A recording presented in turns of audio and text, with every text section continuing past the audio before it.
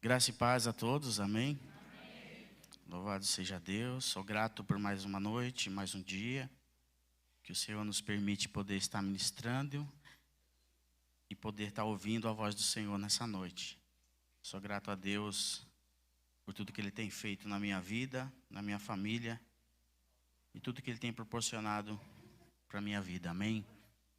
E que você possa nessa noite receber essa palavra no teu coração, assim como eu tenho recebido na minha, em nome de Jesus. Já tivemos aqui a apresentação, já tivemos a oração, então eu gostaria que você já abrisse aí sua Bíblia no livro de 2 Timóteo. 2 Timóteo capítulo 3. Eu vou ler 2 versículos.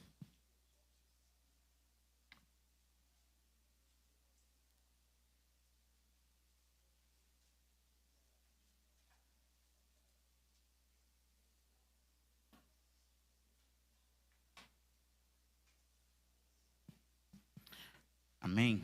Todos acharam?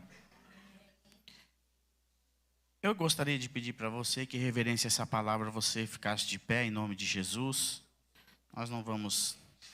É 2 versículos só. Você não vai ficar muito de pé, amém? É só alguns segundos. Timóteo 3,16 diz assim: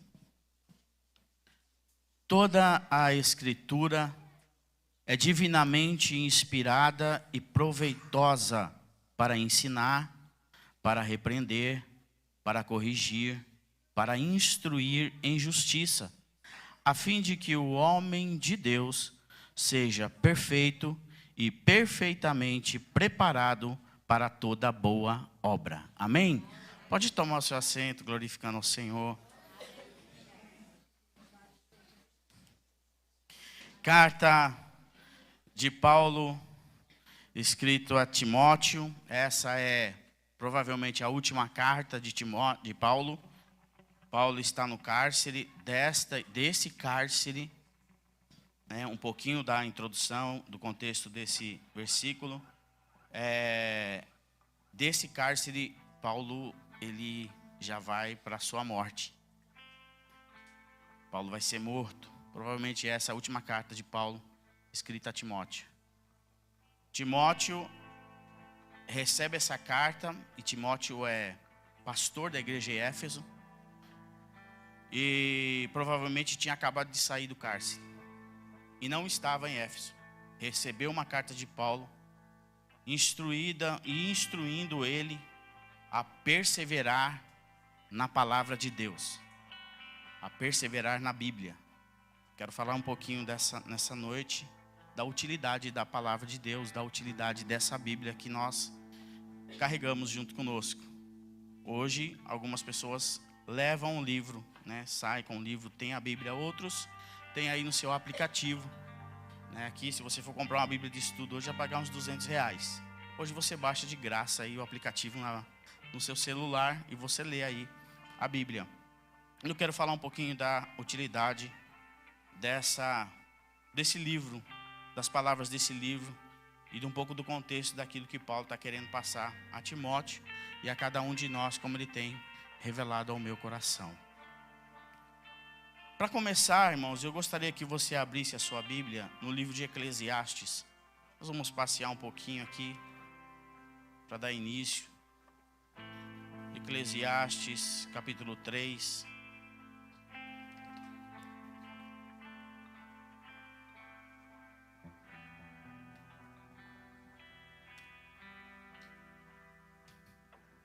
Eclesiastes 3, capítulo 1, o versículo 1,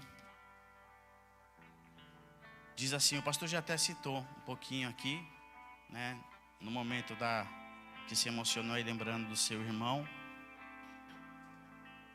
Diz assim: tudo tem o seu tempo determinado, e há um tempo para todo propósito debaixo do céu. Há tempo de nascer e há tempo de morrer. Propósito. O que é propósito? Propósito é um objetivo. Como você faz um propósito com Deus, você faz um propósito de uma porta de emprego, o seu objetivo que agora é que aquela porta de emprego se abra. Então você trabalha com aquele propósito, você ora a Deus, você faz uma campanha, você faz uma propósito de oração, de jejum, para que aquela porta se abra. Se você faz um propósito com Deus para que alguém da sua família seja curado, você faz um propósito de oração, você vai à igreja, para que aquela pessoa seja curada. A palavra de Deus está dizendo que Deus também tem um propósito. E o propósito de Deus, aqui nesse texto, está relacionado com a vida e com a morte. Ele está dizendo assim que há um tempo e há um propósito de nascer. O tempo em que eu e você passamos ali no ventre da nossa mãe, durante 9 meses, sendo preparado, recebendo tudo aquilo que nós precisávamos receber, para ser uma pessoa saudável, para ser uma criança saudável. Nós vemos aqui a Eloá sendo apresentada, ela passou aí 9 meses de gestação, e ela recebeu dentro do ventre da mãe tudo que ela precisava para ela nascer perfeita. E Deus tem um propósito, está dizendo que Deus tem um propósito com a morte. E também Deus tem um propósito com a vida, com o momento do nosso nascimento. Então quando Deus nasceu, Ele tinha um propósito. Quando eu e você nascemos, Deus já tinha um propósito na minha e na tua vida.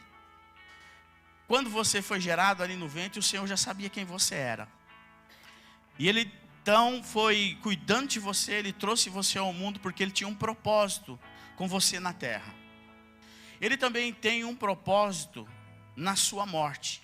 Quando você morrer, quando eu morrer, Deus vai estar realizando o propósito dele na minha e na tua vida. Só que Ele está dizendo que há um tempo determinado para isso. Há um tempo de nascer então e um tempo de morrer. Há um propósito de Deus com o nosso nascimento e há um propósito de Deus com a nossa morte.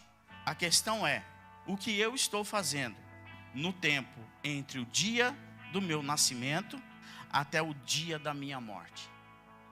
Por que eu estou dizendo isso para vocês? E iniciando essa ministração, esse estudo, essa conversa, porque eu, alguns dias, irmão, tenho pensado sobre a minha salvação. Eu tenho conversado com Deus quando eu saio de casa, quando eu estou voltando para casa, quando eu estou no trabalho. Eu fico pensando se eu serei salvo ou se eu não serei salvo. Eu fico perguntando para Deus, Senhor, como está a minha vida diante de Ti, para que quando eu chegar diante do Teu trono, eu possa ouvir do Senhor, entra para o gozo eterno. Eu tenho pensado muito sobre mim, irmãos.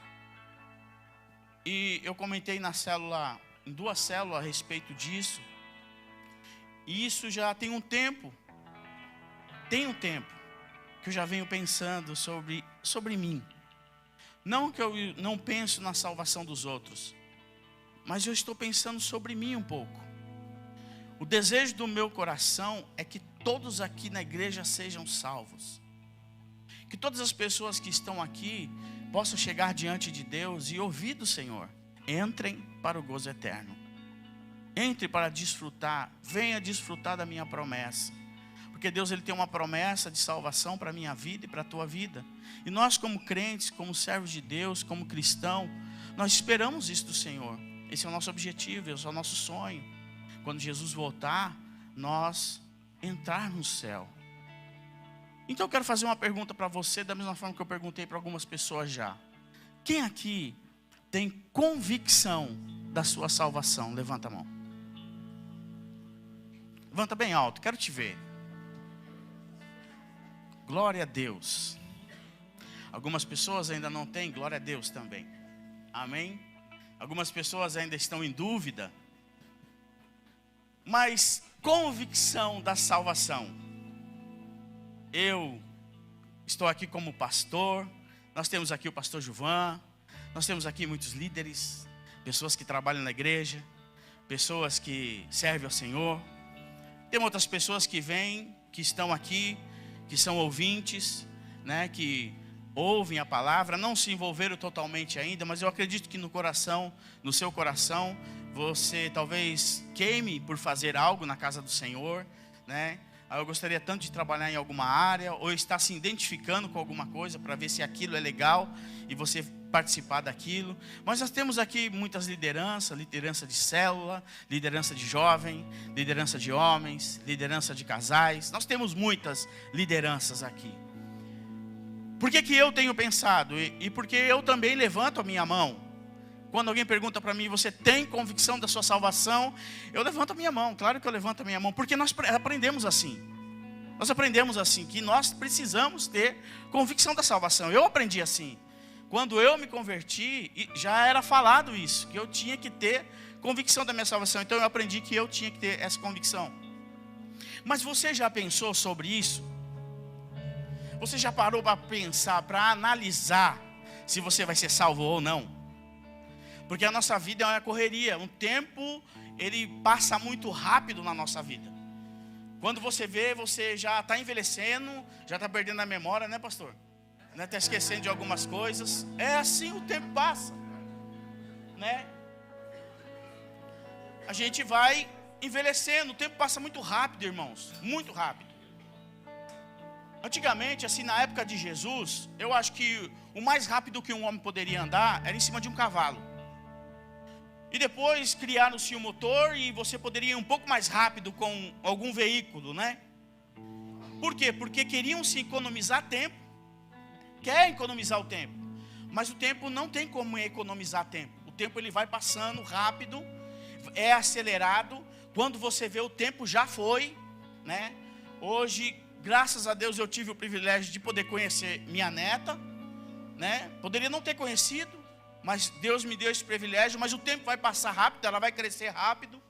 E a gente acaba que vai chegando um dia e vai falar assim, caramba, eu nem vi, o tempo já passou. E é verdade, eu nem vi, né? E eu já tenho um filho que tem filho, e já estão tudo grande, e aí a coisa passa muito rápido. Hoje eu estava lá em casa, uma parte da família estava lá em casa, e eu estava olhando a minha sogra, eu estava olhando a minha mãe, eu estava observando o que estava acontecendo. Aquele povo que era tudo criança, já está tudo adulto, né? A minha sogra, quando eu conheci ela, tinha o cabelo pretinho, já está tudo branco. Ela já não enxerga mais, né? Hoje o meu pai já não faz parte dessa comunhão. Então o tempo passou muito rápido. Eu estou vendo que eu também já estou ficando cansado. Nossa, irmão, mas você é tão novo. Não, irmãos, a gente se cansa sim. Amém? O pastor é vingativo. Enfim, você já parou para pensar se você vai ser salvo? Já parou a pensar nisso? Você que corre todo dia, acorda cedo, dorme tarde, trabalha, corre atrás do pão, né, do alimento, para dentro de casa, pagar as contas. Você já parou um tempo para pensar sobre a sua salvação? Você levantou a mão e você disse que tem o quê? Convicção. Mas eu queria que você abrisse a sua Bíblia no livro de Mateus, capítulo 7.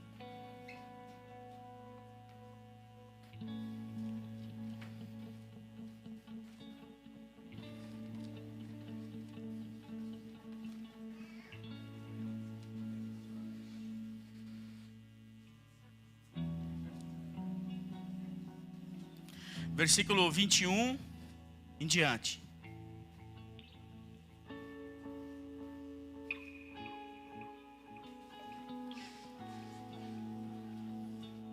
Diz assim, todos acharam aí? Talvez eu não tenha tempo para ministrar tudo que Deus colocou no meu coração. A gente sabe que o tempo é curto. Esse é um estudo para uma escola bíblica dominical. Umas 3, 4 semanas. Amém? Mas amém, o que a gente conseguir passar, a gente vai tentar passar. Amém? Aquilo que Deus tem colocado dentro de mim.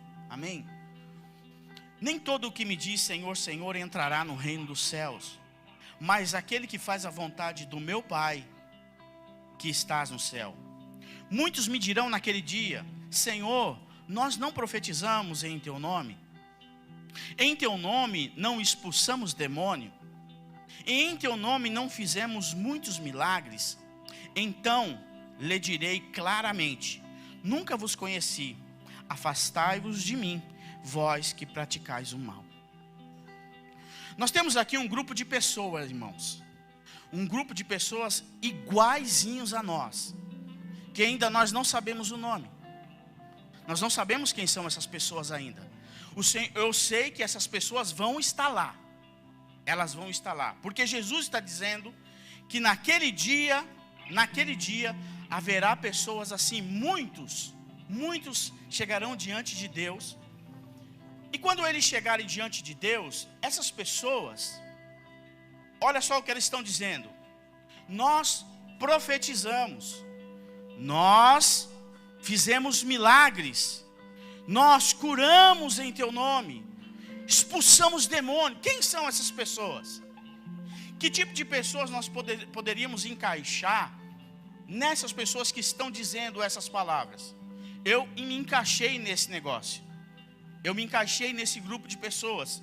Porque quem prega, quem profetiza, quem faz grandes milagres, quem faz visita, quem salva, quem vai nas casas, quem canta, quem fica na porta, quem louva, quem toca, é formado por um corpo de liderança. É um corpo de liderança que está diante de Deus. Um corpo de liderança, um corpo de pessoas, um grupo de pessoas que estão diante de Deus, que estavam envolvidos com a obra, que estavam pregando, profetizando, fazendo visitas, fazendo células, visitando as pessoas que estão fracas espiritualmente. Esse é o grupo de pessoas que está diante de Deus. O que elas querem ouvir de Deus quando elas chegam no céu? O que essas pessoas que nós não sabemos o nome ainda, nós não sabemos quem elas são. Essas pessoas, por enquanto, ainda não têm nome.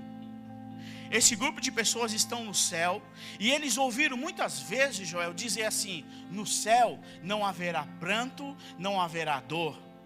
No céu, o Senhor enxugará de toda lágrima de todo rosto. No céu, o Senhor será a nossa luz. Lá nós não precisaremos de luz, porque o Senhor será a nossa luz. Eles ouviram dizer que lá no céu, quando eles chegassem no céu, haveria um banquete, e esse banquete eles iam assentar na mesa, e o próprio Cristo os serviriam. Eles ouviram tudo isso. É um grupo de pessoas que chegaram diante de Deus naquele dia, que ainda nós não sabemos quem é. Nós não sabemos quem são essas pessoas ainda, porque de fato isso ainda não aconteceu.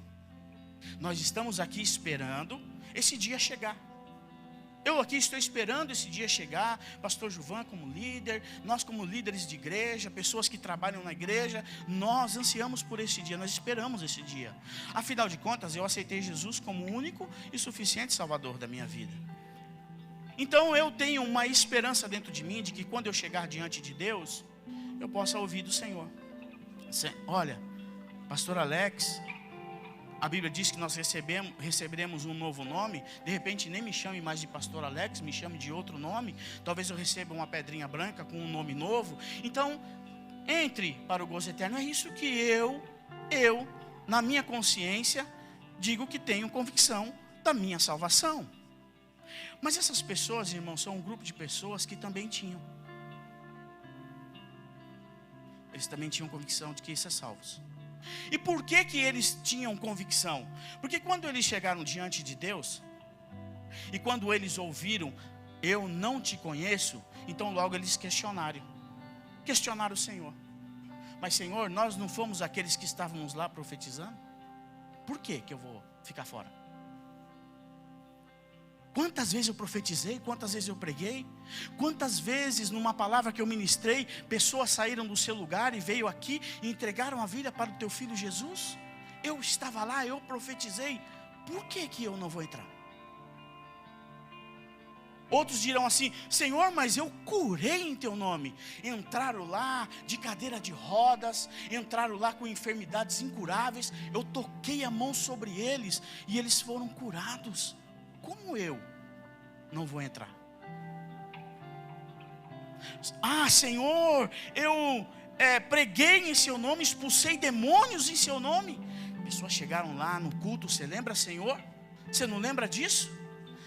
Chegaram no culto endemoniados, cheios de espíritos ruins. E eu fiz uma oração e coloquei a mão sobre aquela pessoa, e aquela pessoa foi liberta dos demônios. como eu posso ficar fora, Senhor? E sabe o que mais me intrigou, irmãos, nesse texto? E por isso eu tenho pensado sobre mim, sobre a minha salvação. Eu que estou aqui ministrando nessa noite, fiquei pensando, eu posso ficar de fora? Você que desceu, que estava aqui tocando os instrumentos, ficar de fora? Isso seria então um grande equívoco de Deus. Se eu estava lá, se eu trabalhei, se eu fiz tanta coisa, por que eu vou ouvir de Deus que eu não faço parte, que Ele nem me conhece? Como o Senhor não me conhece? Então esse grupo de pessoas questionaram a Deus. Esse grupo de pessoas foram questionar a Deus, por que perderam o direito de entrar no céu, por que perderam o direito da sua salvação. E eu tenho pensado sobre mim, que estou no culto de domingo, que estou na célula, que oro, que leio a Bíblia, que estudo. Será que quando eu chegar, eu estou falando de mim? Eu estou pensando sobre a minha vida, sobre o meu tempo que está passando. Eu talvez nem esteja vendo ele, de tanto trabalhar, de tanto se esforçar, de tanto se preocupar com as coisas dessa vida. Eu não estou vendo o meu tempo passar. E por estar aqui essa noite ministrando uma palavra, de repente o Senhor me recolhe, eu chego diante dele, eu já chego com a plena convicção de que serei salvo. E eu chego lá e o Senhor diz para mim, olha aqui, não sei nem o teu nome. Apartai-vos de mim, vós que praticais a iniquidade. Mas Senhor, posso te perguntar algo? Aqui não teve direito à resposta. Você não vê Deus falando assim, deixa eu te dizer por quê. Qual foi o motivo? Você não está entrando por isso. Ele não disse isso. Ele só disse, apartai-vos de mim. Agora eu te pergunto, irmãos, pastor, um grupo de pessoas que estão na porta do céu, que estão querendo entrar no céu, não entrou, foi para onde? Estão da porta do céu, e o Senhor diz, apartai-vos de mim. Para onde essas pessoas foram? Para onde foram? Para onde? Para o inferno. Se não entraram no céu, foram para o inferno. Agora você imagina, você passar a tua eternidade no céu, sem saber por que você está lá. Sem ter uma resposta de Deus. E você ficar pensando assim, o que foi que eu fiz para estar aqui? O que foi que eu fiz para perder a minha salvação? Qual foi o meu erro?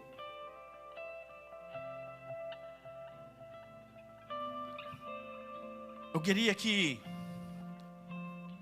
você, como eu, pensasse um pouco mais sobre a sua salvação.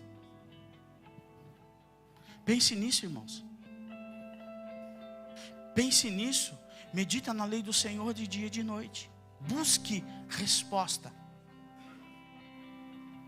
E você pode me dizer então, o que eu estou fazendo aqui, Quinho? O que eu estou fazendo na igreja?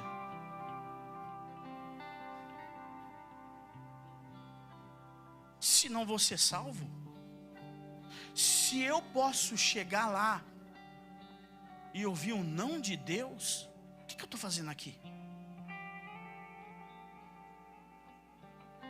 Eu venho e você começa a analisar, poxa vida, eu venho, eu prego, eu canto, eu toco, eu me esforço, eu invisto meu tempo, eu invisto meu dinheiro, é quinta, é quarta, é sexta, e eu levo as crianças para o zoológico, eu toco, eu me esforço para fazer aula de canto, aula de instrumento, eu me esforço para estudar a Bíblia, eu me esforço para aprender mais de Deus. Aí quando eu chegar lá, na hora de receber a minha recompensa, ouvir de Deus, eu não te conheço.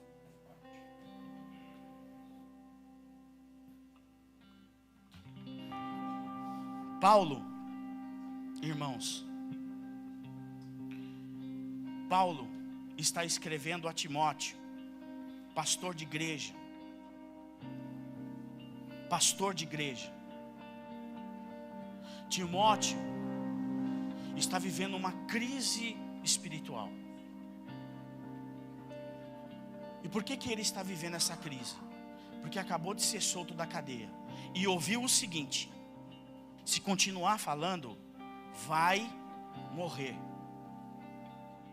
Paulo escreve para ele e disse assim: essa é a minha última carta, daqui serei decapitado.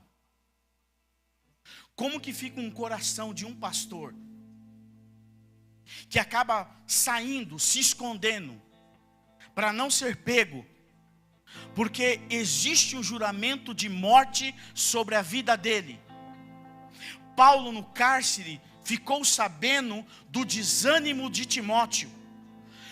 A perseguição que eles estavam passando ali, irmãos, não é a mesma que a sua, não é a mesma que a minha.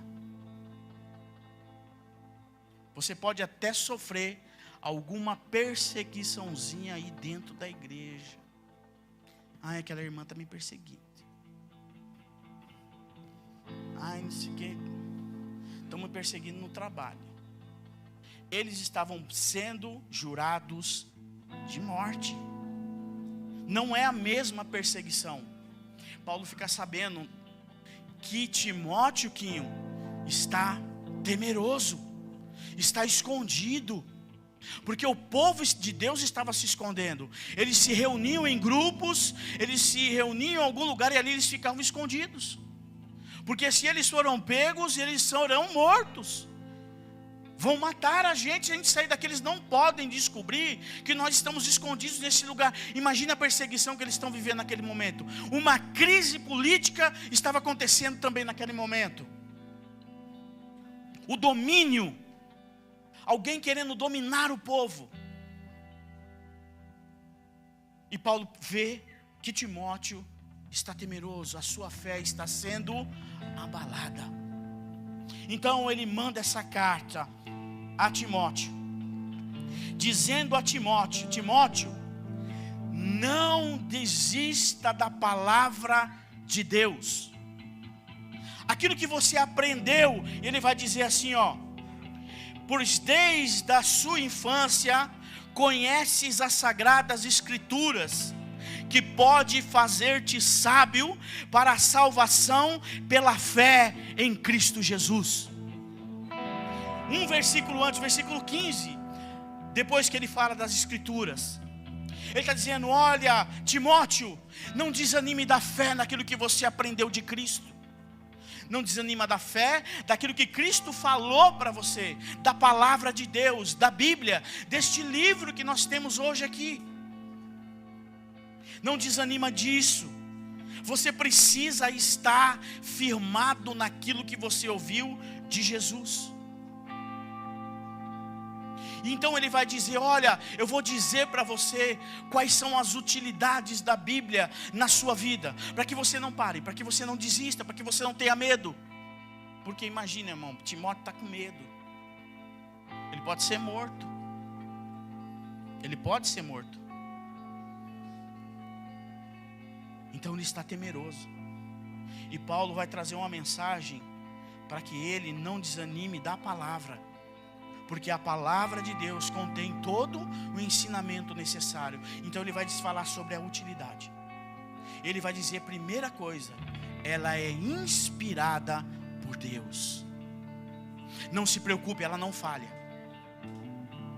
Não se preocupe, porque ela não vai falhar com você. Toda palavra, toda escritura é divinamente inspirada. Não se preocupe. Tudo que foi dito é verdadeiro. Tem uma promessa para a tua vida, Timóteo. Tem uma promessa de vitória para você. Não se preocupe, você vai passar por essa provação, você vai passar por essa perseguição, você vai passar por essa luta, você vai passar por esse juramento de morte, mas a palavra não vai passar. Ela não voltará vazia na tua vida. Tem uma promessa de Deus na palavra dele para você, Timóteo. Levanta, vai cuidar da igreja. Levanta, Timóteo, vai cuidar do nosso povo. Levanta, Timóteo, vai fortalecer os que estão fracos. Levanta, Timóteo, vai ensinar aquilo que você aprendeu de Cristo para eles. Porque senão você vai definhar, você vai perder a sua fé. E você vai perder a sua salvação. Timóteo estava correndo o risco de perder a salvação. Então eu perguntei para mim, se Timóteo correu o risco de perder a salvação, será que eu estou correndo o risco de perder a minha? Será que eu posso perder a minha? Então eu preciso descobrir o que há em mim que me está colocando no lado negativo ao que eu estou fazendo para Deus. E ele disse assim: olha, nós profetizamos, nós expulsamos demônio. Ele disse: não te conheço. Isso significa, querido, que muitas vezes você trabalha, você faz, você se esforça, você faz tudo o que tem para fazer nesse ambiente. E quando você chegar lá, achando que vai entrar, e você não entra. Você ouve a palavra, você vem aos domingos, você vem quarta, você vai na célula, você toca, você trabalha, você fica na porta, você toma conta de crianças, você cuida dos jovens, você faz muitos trabalhos. E aí quando eu chego lá, não te conheço. Então eu fiquei pensando, se eu fizer tudo isso, eu ainda posso ficar fora? Então o que eu tenho que fazer? Então qual será o meu papel dentro da igreja? Se Timóteo estabeleceu junto com Paulo a igreja, cuidou das pessoas, as pessoas aceitaram a Cristo, pessoas se curvaram diante de Jesus, entregaram tudo que tinha na mão de Jesus. Se Paulo, Timóteo, sendo este homem de Deus, estava correndo o risco de perder a sua salvação, imagina eu, que só tenho ouvido da boca de pessoas que não vi Jesus ainda. Então, querido, pensar sobre se eu serei salvo é algo que precisa ser frequente na minha vida. Pensar na própria salvação é algo que tem que ser todo dia na minha vida. Eu tenho que acordar perguntando para Deus se eu serei salvo. Eu tenho que dormir perguntando para Deus, será que eu serei salvo? E talvez você diga assim, então você não tem certeza de que Deus é o Deus poderoso que salva? Eu tenho certeza que Ele é o Deus poderoso que salva. Mas será que eu posso ter certeza que eu sou um homem criador que tenho feito de tudo para ser salvo? Ou será que existe uma falha em mim? Ou será que eu estou falhando em alguma coisa, Carol? Você não sabe ainda o nome dessas pessoas, mas provavelmente você vai saber. Provavelmente eu possa saber também.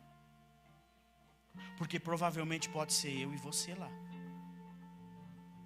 questionando a Deus, dizendo para Deus, Senhor, mas eu profetizei em seu nome, eu preguei em seu nome, eu fiz grandes trabalhos na igreja, eu fiz trabalho com jovens, eu fiz trabalho de células, pessoas aceitaram a Jesus, se batizaram, e o meu nome pode estar lá para ouvir, apartai-vos de mim, porque eu não te conheço. E por isso Paulo vai incentivar a Timóteo a se aprofundar na Bíblia, a se aprofundar na palavra de Deus, a mergulhar mais fundo, para que ele não perca aquilo que tinha sido conquistado na cruz do Calvário por Cristo. Existe uma estatística em feita nos Estados Unidos a respeito da Bíblia. E diz que quando uma pessoa ela começa a ler a Bíblia 3 vezes ao dia, alguma coisa diferente começa a acontecer no cérebro dela. E essa é uma pesquisa que foi feita com pessoas que liam, ali a Bíblia. E alguma coisa começa a acontecer quando ela começa a ler 3 vezes por semana. Ela lê na segunda, na terça e na quarta. Algo começa a movimentar, algo diferente começa a acontecer no cérebro dela. E diz que quando essa pessoa começa a ler 4 vezes na semana, diz que dá um pico de melhoria muito grande um do outro. E sabe o que acontece quando a pessoa começa a ler a Bíblia? Nessa pesquisa, diz que 4 vezes por semana, diz que o sentimento de solidão cai 30% na vida dela. Dela ler 4 vezes por dia. Sentimento de solidão cai 30%. Sentimento de raiva cai 32% na vida da pessoa. Problemas com mágoa no relacionamento, tanto no casamento como relacionamento com filhos, cai 40% na vida de uma pessoa que lê a Bíblia 4 vezes por semana. Problema com alcoolismo cai 50%. Isso, irmãos, só de ler a Bíblia. Paulo está dizendo: Timóteo, leia. Timóteo, leia. Foi por isso que Deus chamou Josué e disse: medita na minha lei de dia e de noite. Porque quando ele meditou de dia e de noite, não só caiu 40% de algo ruim na vida dele. A palavra de Deus diz que quando ele chegou diante do mar, o mar vermelho se abriu. Milagres grandes acontecem só de ler a Bíblia. E está dizendo também, querido, que estagnamento espiritual e contato com pornografia cai 60%. Pessoas que estão estagnadas espiritualmente, pessoas que não conseguem mais orar, pessoas que não conseguem mais ir ao culto, pessoas que não... Diz que esse desejo de não estar mais envolvido cai 60%. Pessoas que são envolvidas com pornografia cai 60%. Isso só de ler a Bíblia. Nós estamos falando, querido, em melhorias internas, que eu preciso entender que isso precisa fazer parte da minha vida. A Bíblia, a palavra de Deus, ela precisa fazer parte de mim, porque ela é o meu manual de instrução. Ele está dizendo assim: olha, Timóteo, ela é viva, ela é eficaz.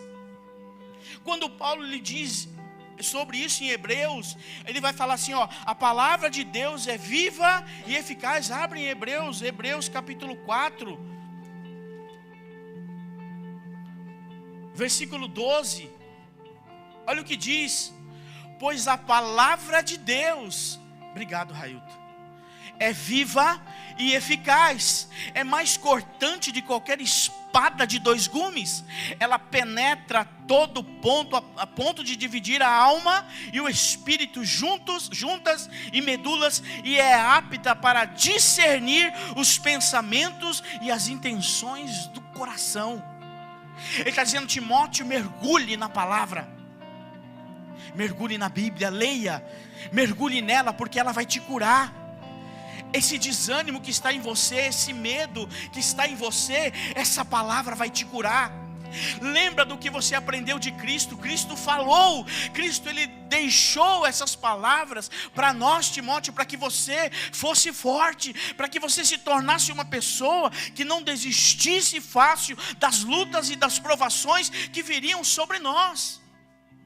Jesus ele disse, Timóteo: no mundo tereis aflições, mas tende o quê? Bom ânimo. O que traz bom ânimo para mim? Ele está dizendo assim: o que traz bom ânimo para você é se aprofundar na Bíblia, é meditar na palavra, é ler nela se aprofundar nela, meditar nela de dia e de noite. Os problemas, querido, com depressão, os problemas com esses tipos de doença caem na nossa vida quando a palavra de Deus ela é colocada dentro do nosso coração. É por isso que o salmista ele diz, irmão: escrevi a tua palavra no meu coração para não pecar contra ti. Essa palavra viva, oh aleluia, irmãos. Essa palavra é viva. Ela pode salvar você.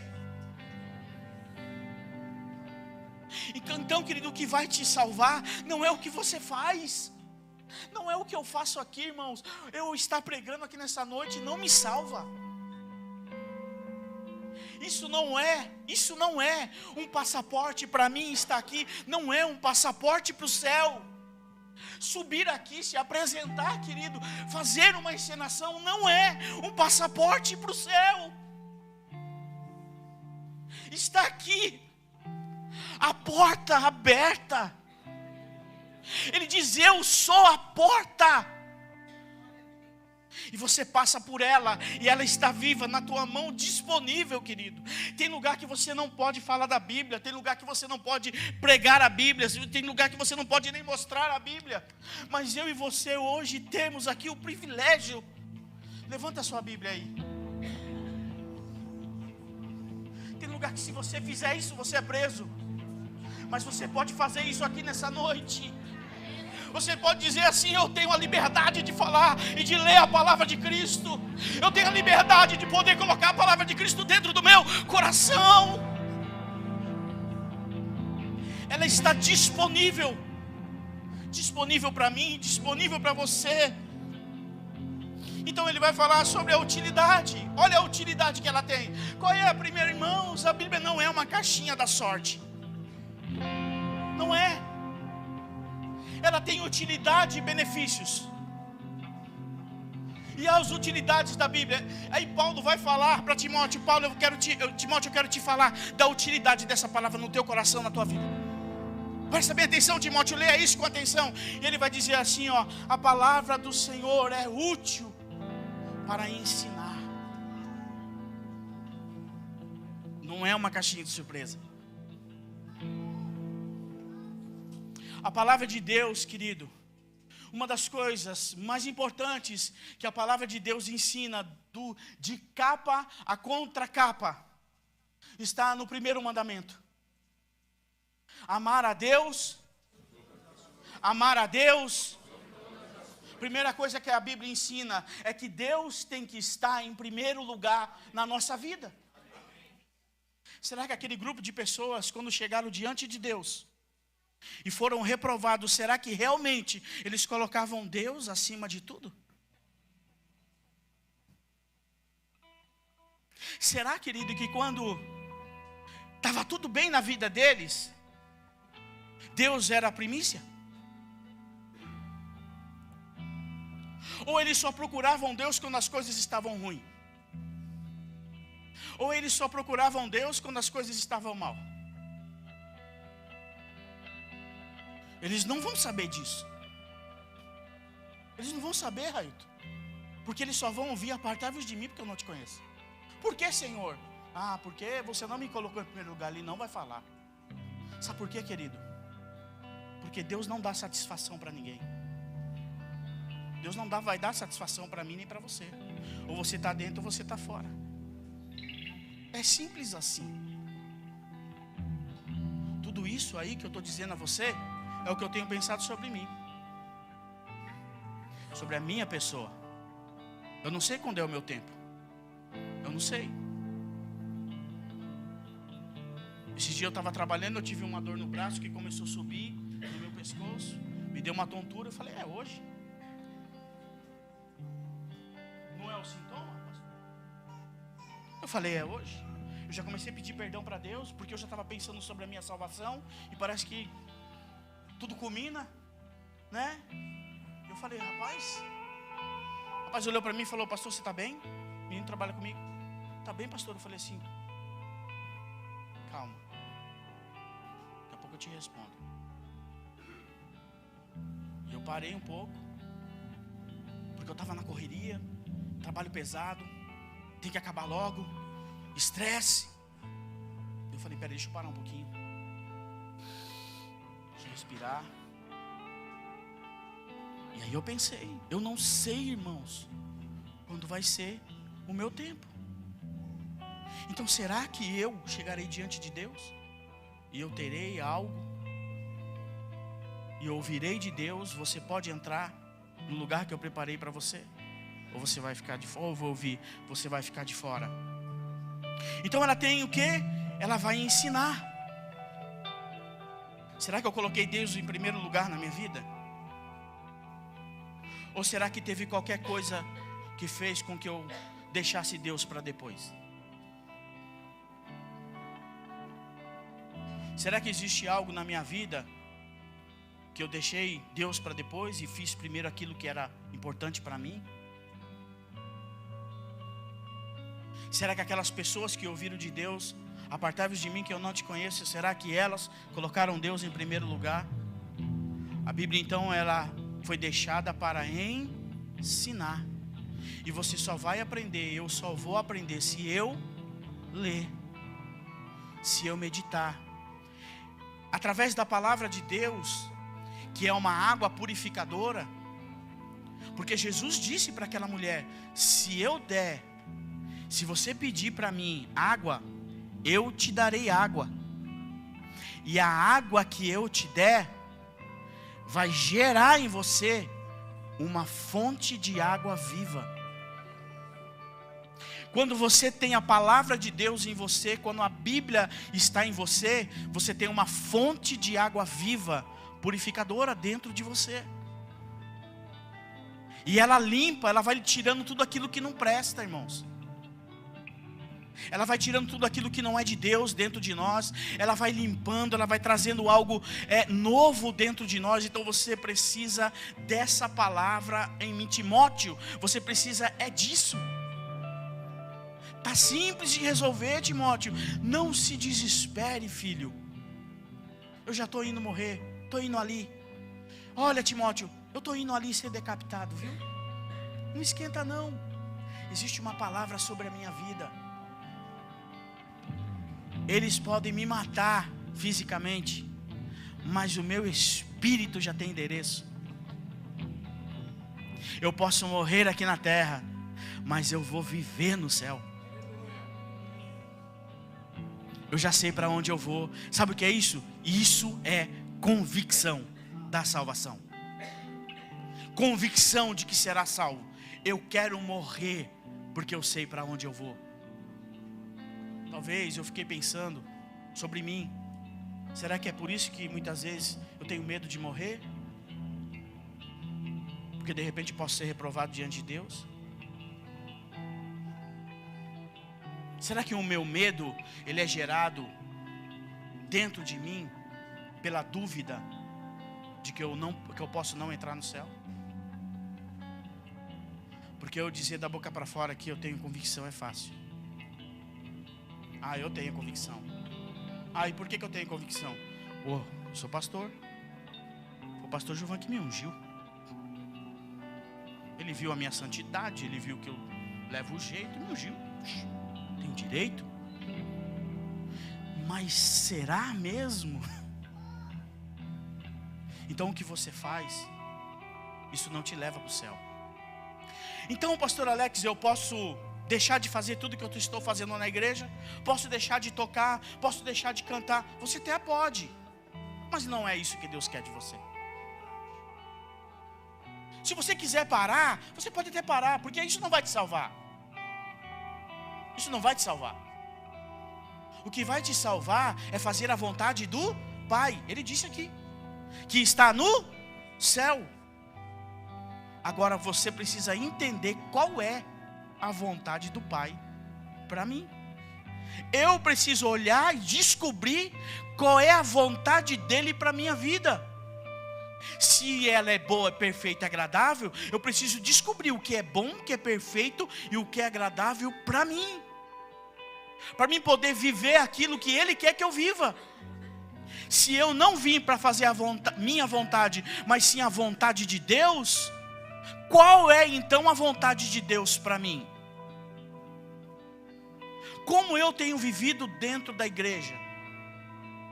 Como eu tenho sido igreja no meio do povo de Deus? Eu preciso me encontrar. Eu preciso de toda forma descobrir.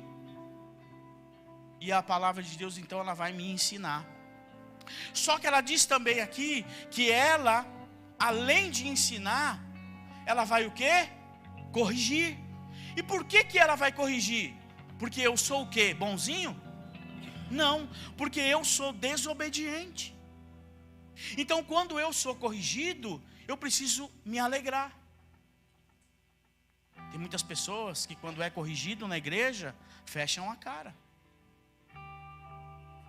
Porque não quer ser corrigidas. E ainda arruma desculpa de que quem está corrigindo não está andando direito. Quem é ele para me corrigir? Talvez a pessoa que está corrigindo, talvez nem tenha tanto crédito para te corrigir.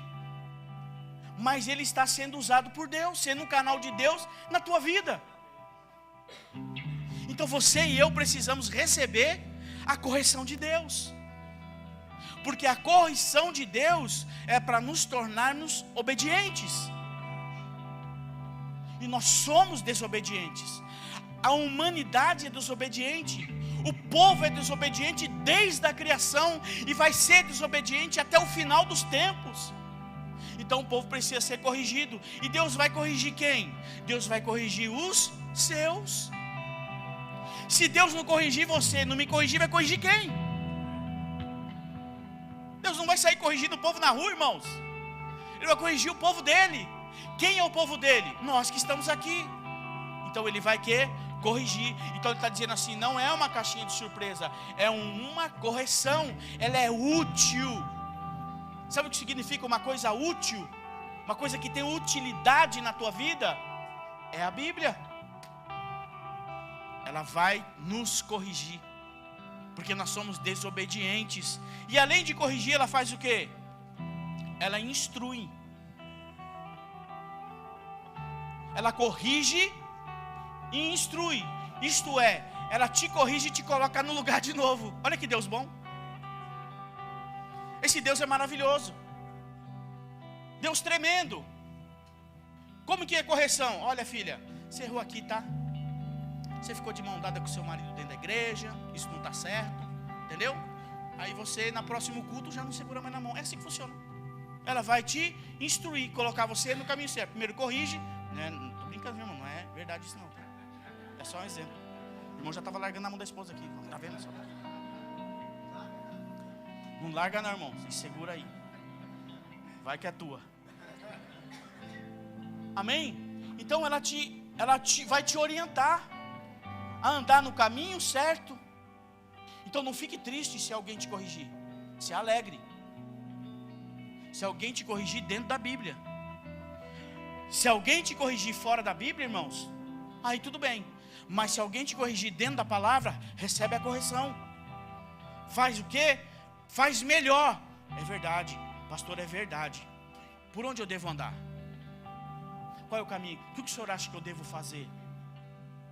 Aí você vai continuar recebendo uma instrução para que nós venhamos andar no caminho certo. Mas o que faz isso? O que vai fazer com que eu e você recebamos do nosso coração tudo isso de Deus? Meditando na Bíblia, irmãos, lendo a Bíblia. Quem leu a Bíblia hoje? Levanta a mão. Olha, nem 10%. Essa palavra, é como eu disse, nós dedicamos muito tempo em muitas coisas e dedicamos pouco tempo em leitura da Bíblia. E deveria ser o quê? Ao contrário, você deveria investir mais tempo na leitura da palavra do que mais tempo em outras coisas. A Bíblia não fala, é melhor um dia na presença do Senhor, na casa do Senhor, do que 1000 anos em qualquer outro lugar? Você estando perto de Deus, pelo menos 2 horinhas por dia é melhor do que as 24 horas que você passa trabalhando, com cansaço, se irritando com as pessoas, ficando nervoso, ficando estressado, tendo que tomar remédio, tendo que sentar porque às vezes está meio passando mal, muitas vezes está cansado, com as pernas doendo. É melhor você passar 2 horas lendo a palavra de Deus do que você passar o dia inteiro nessa fadiga toda. Porque ela faz o quê? Ela refrigera a minha alma. Refrigera a minha alma, me faz novo. E lá dentro começa a nascer uma fonte de água purificadora, de água limpa, águas restauradoras. Você começa a sentir um refrigério de águas frescas, até o teu calor, a tua temperatura baixa. Como eu disse, a raiva, muitas vezes a gente passa muita raiva no dia, irmãos. Você passa raiva com o patrão, passa raiva com uma pessoa que trabalha com você, você passa raiva com isso, passa raiva no trânsito, passa raiva. Você lê a Bíblia, cai 30% essa raiva sua. Quando um cara te fechar, você vai falar assim: Deus te abençoe, meu irmão. A Bíblia faz isso.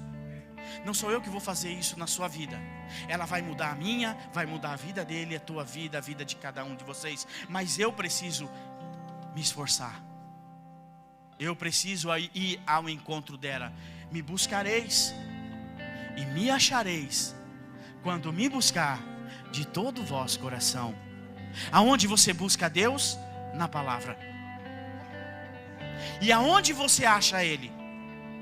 Na palavra. Porque Ele está aqui, Ele está vivo. Ele está vivo aqui dentro, irmãos. Jesus está vivo aqui. Essa palavra ela é viva. Quando você abre essa palavra e você medita nela, o próprio Cristo senta do teu lado. Irmãos, eu estou aqui diante de Cristo. Meditando nessa palavra, eu vejo Cristo pagando um preço pela minha vida. Eu vejo um Cristo me livrando de todo mal. Eu vejo um Cristo curando as minhas dores. Eu vejo um Cristo trazendo refrigério para a minha alma. Eu estou olhando para Ele, Ele está olhando para mim. É a palavra dEle aberta para mim. Os olhos dEle fitos em mim. E eu fitando os olhos nele. E Ele dizendo: acalma o teu coração, aquieta o teu coração. Porque eu sou o teu Deus. Eu sou o teu Deus. Eu sou o teu Deus.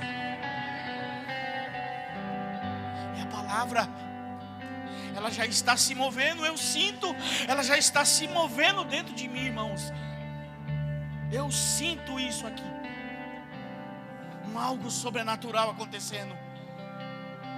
Mas não é porque eu não posso sentir isso somente quando eu estou pregando. Não, eu tenho que entrar no meu quarto, eu tenho que fechar a porta, eu tenho que abrir essa palavra, eu tenho que me deparar com Cristo e dizer: Cristo, eu quero sentir isso de novo. É por isso que nós louvamos aqui: faz de novo, Senhor, faz de novo, Senhor, faz de novo porque foi bom, faz de novo porque eu senti a tua presença e eu quero sentir de novo. Nós precisamos começar a reaviver nosso momento com Cristo, começar a viver as nossas histórias de amor com Cristo, os nossos romances com Cristo, querido. Mas o que é isso, irmão? É isso, ter romance com Cristo é você ler um livro de romance da Bíblia e você entender que o Senhor te ama e que você o ama também. Ele diz: aquele que me ama, ele faz a minha vontade. Aquele que me ama, ele ouve a minha palavra. E ele não só ouve, mas ele as pratica. E eu o amarei. Então ele te ama. E que benefícios então ela traz para mim? Para nós encerrarmos, quais são os benefícios? Primeiro benefício, querido, que a palavra de Deus ela traz no meu e no teu coração: ela me aperfeiçoa.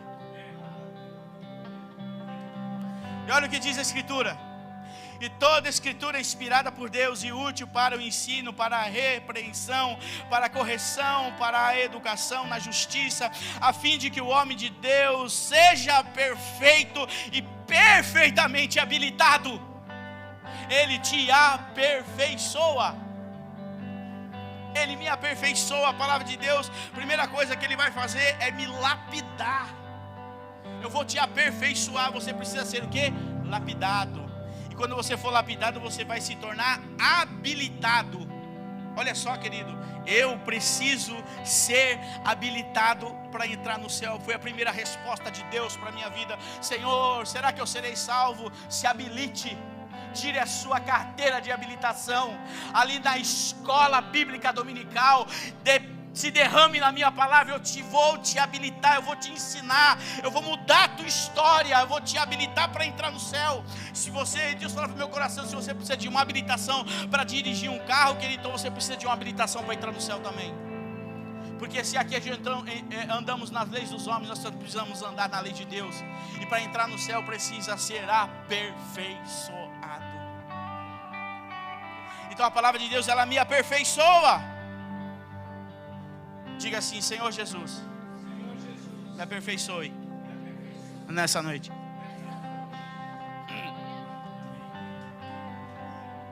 Quero ser aperfeiçoado, Senhor. Quero ser aperfeiçoado pelo Teu amor, pela Tua palavra, pela Tua presença. Me aperfeiçoa. Me aperfeiçoa, Senhor. Segunda coisa que a palavra de Deus faz na nossa vida, ela nos limpa. Repete comigo: ela nos limpa. Nos limpa. Vós já estáis limpo pela palavra que vos tenho falado. João 15:3. A palavra me limpa. Toda a sujeira que está em mim, tudo aquilo que é ruim, tudo aquilo que não presta, a palavra de Deus tira da minha vida. Eu quero ser salvo. E só a palavra de Deus vai me salvar. Então ela me limpa. É só ouvir no domingo? Não, querido. É pelo menos 4 vezes na semana. No mínimo 4 vezes na semana.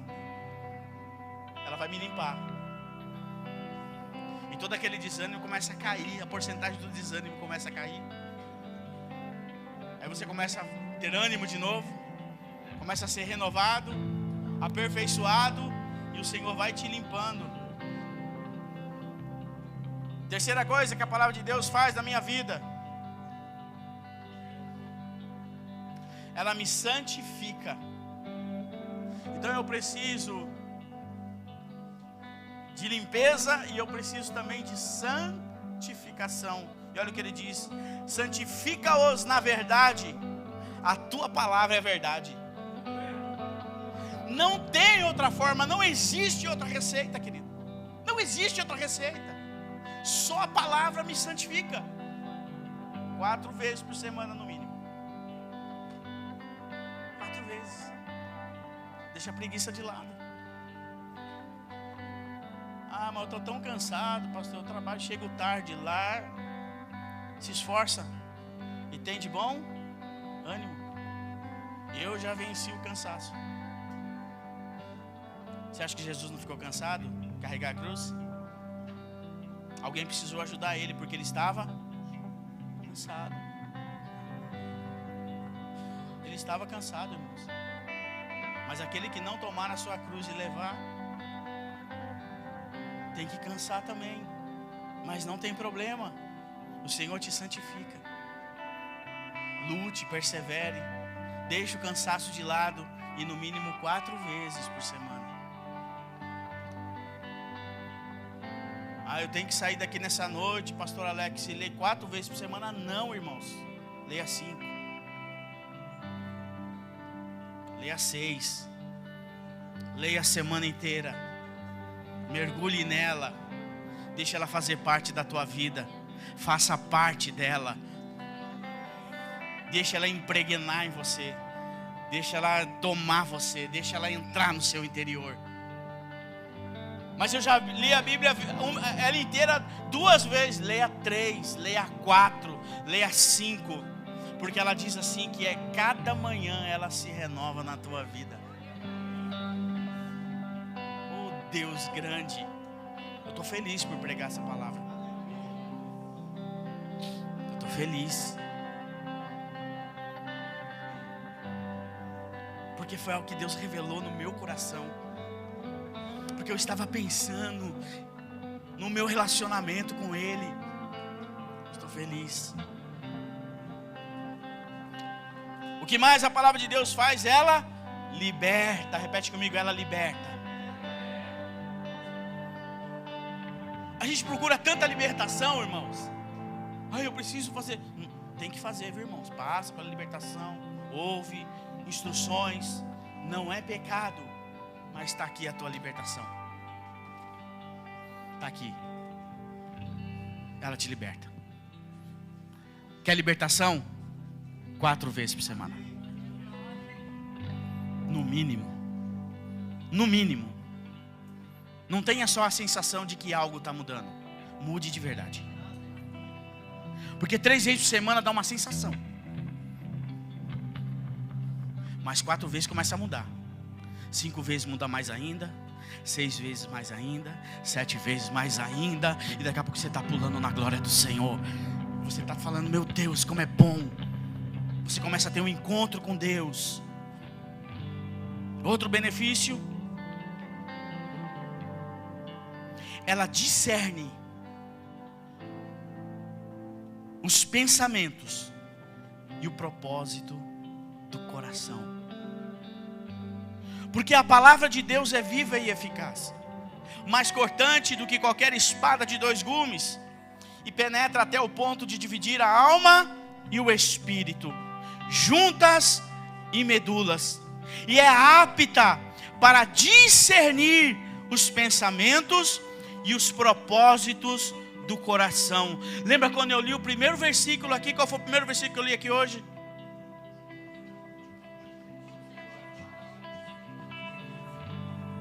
Então foi o segundo. Eclesiastes. Há um tempo determinado para todo o propósito. Foi o segundo versículo. Ainda bem, vocês prestaram atenção, tá vendo? Olha só, é apta para discernir os pensamentos e os propósitos do coração. O seu propósito, o propósito do seu coração precisa estar alinhado no propósito de Deus.